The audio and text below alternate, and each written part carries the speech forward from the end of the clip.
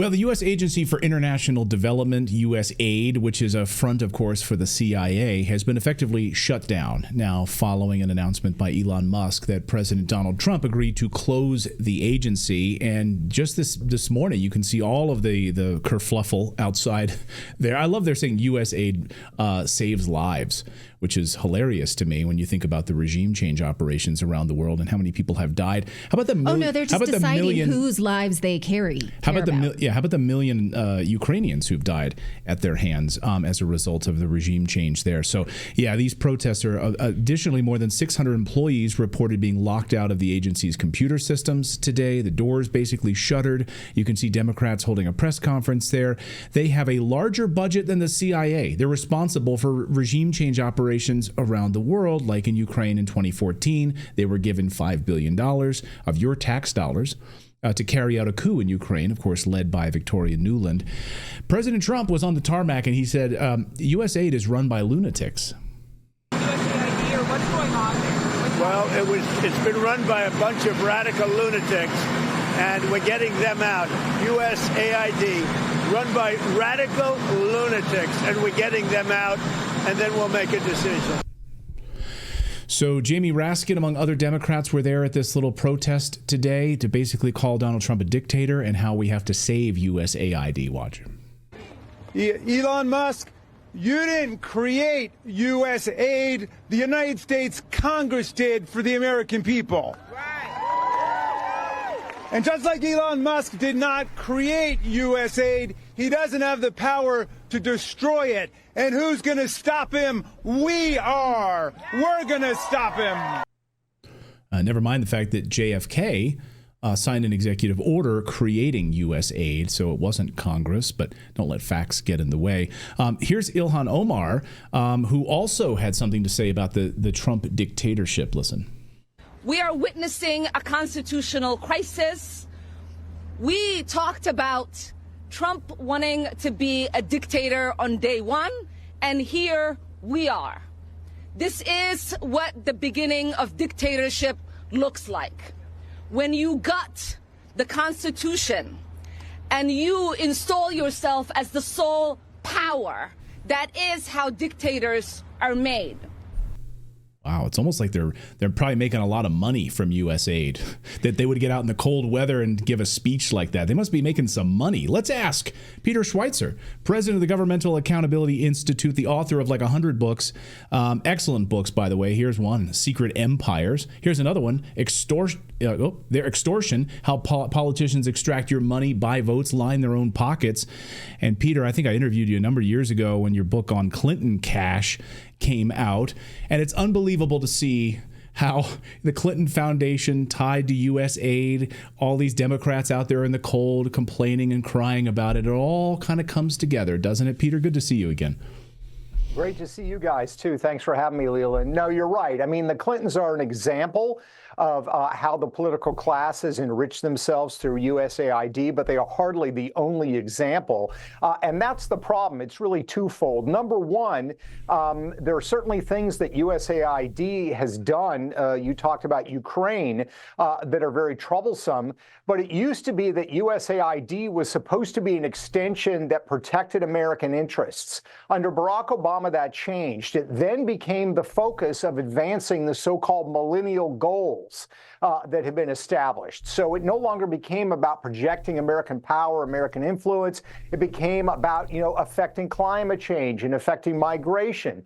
So it's totally went off of its original Cold War mission. The second problem is the one you alluded to specifically, which is a lot of the money does not go to help poor people overseas. It goes to consultancies in places like Arlington, Virginia, or Bethesda, Maryland, that are run by former politicians that rake in cash doing, quote unquote, consulting work on development in these countries. With the Clintons, it happened in Haiti. With the Bidens, certainly Burisma, that corrupt energy company that Hunter Biden was involved in, they were getting support from USAID. So this is an enrichment program, not for poor people in the developing world, but for the Beltway political class. Now, most of this is run through the State Department in the same way they use the National Endowment for Democracy to decide. And the guise of it is that other countries are so backwards, they don't know how to be a democracy. They don't know how to be progressive when it comes to women's rights and gay rights. And they need us to go and teach them this, which is an incredibly ethnocentric and arrogant mission. So what do you think? I mean, and it's false also. It's a lie. So what do you think these people protesting are actually protesting for? Is it just they don't want Donald Trump to do anything that he wants to do? Or do they actually like the idea of being the boss of the world? Yeah, it's a great question. Obviously, I can't look into their heads. I can speculate, but I would imagine some of the people there are probably true believers, right? They actually believe that U.S. taxpayer money should be given to them and given to their allies because, of course, a lot of this money goes to non-governmental organizations upon which former USAID employees sit on the board or are actually collecting salaries. But some of them may be true believers in saying they're entitled to this and they know how to run the world.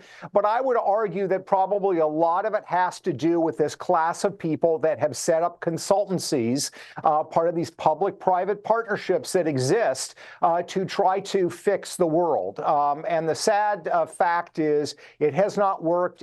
It will not work because of the problems in the developing world are oftentimes deep cultural problems related to corruption and other matters. And pumping a lot of government money into those environments is not going to improve the situation at all. So there's a lot of self-interest here.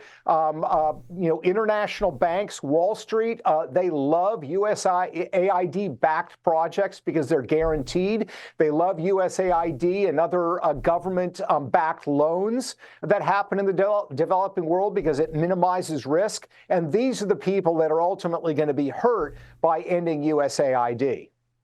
Oh, yeah. Also, it's gender ideology training in Peru. I mean, the list is endless for how much U.S. taxpayer dollars go to these ridiculous DEI programs around the world and all of this. And someone in our chat room here just made the point. Dana says, it's not USAID.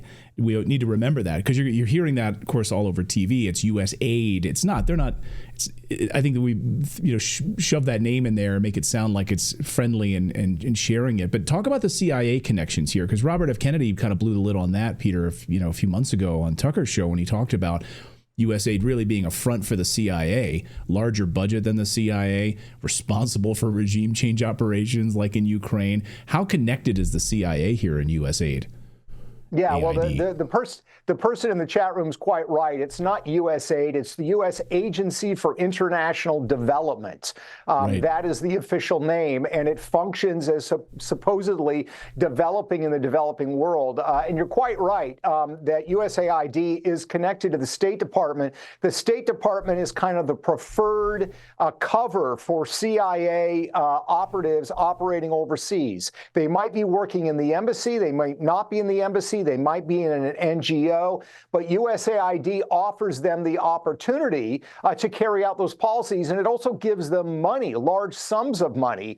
Back in the 1950s, before USAID, the CIA would have to take money out of its own coffers. It would have to get authorizations from the Intelligence Committee to spend $500 million somewhere.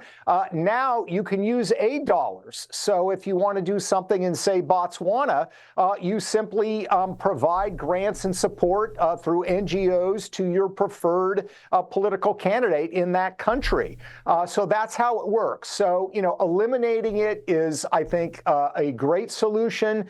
Greater transparency on our overall aid program overseas, I think, would be a great idea because there are others beyond USAID. And I think we need to have transparency not only to know what ends that money is being given, but what the results are, because these programs are rife with corruption, and we don't find out about them because of their sort of secretive nature. But something that the Trump administration has indicated is that some of the leftovers that does not poof into the ether will be absorbed into the State Department. And we've seen signaling from Marco Rubio saying, look, we're staying in our own backyard. We're not going to go abroad and tell people how to think and how to live and try and regime change. Do you believe him? Do we believe him? I'm not sure I believe that, but I'm shocked to hear it out of a government official. And so is there some Could that be true, that we now honor the idea of a multipolar world, whereas live and let live, respect your neighbors and how they want to run their own countries, sovereignty, that kind of thing? Or is there some kind of fear that this ethos would be absorbed by the State Department and we'll keep doing things like this? Or that Marco Rubio is a neocon and then his true colors will show. Like, you know. Well, you've just led the witness. At the end of the day. Yeah, no, it's a good question. I mean, I don't know exactly what Marco Rubio is going to do. What I do know is this: the early signs from the Trump administration is that they're going to deal with the world in a very simple way. If you are our adversaries or our enemies, countries like Iran or China, you better be very afraid, because he's prepared to use military force if needed.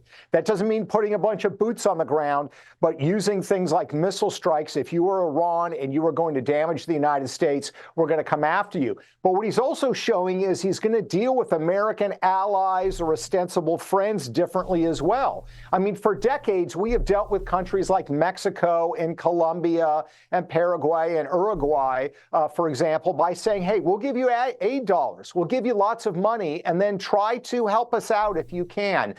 That has not worked out well. All you have to do is look at a country like Mexico, which is effectively run by the drug cartels, which is the gateway for fentanyl in the United States. The Mexican government's known this since the fentanyl crisis began over a decade ago, and they've done nothing. And what Trump is essentially saying to them is, we're not going to try to bribe you anymore. We're going to use a different stick, and we are basically going to say, you don't have access to our market without a big tariff unless you start doing the stuff that we're telling you to do. And the reason is, you should not take friends for granted. And countries like Mexico have taken the United States for granted. And Trump is going to change that, I think, by different tools. We're not going to throw money at you anymore. We are going to put tariffs on your goods and damage your economy if you don't cooperate. And I think that's a very good and healthy step in the right direction, and away from the USAID model of effectively trying to bribe these people, and the bribery just doesn't work. Yeah, I think we've had it with these NGOs. You're absolutely right. Peter Schweitzer has been our guest. I would encourage all of you, go wherever you buy books these days. He's got a fabulous library of fantastically written books. You can read Secret Empires, about the hidden corruption there, extortion, his Clinton cash. I mean, you want to read about the corruption in Washington, D.C., look no further than Peter Schweitzer. Peter, great to see you. Thanks so much for coming on the show. Hey, thanks so much for having me on.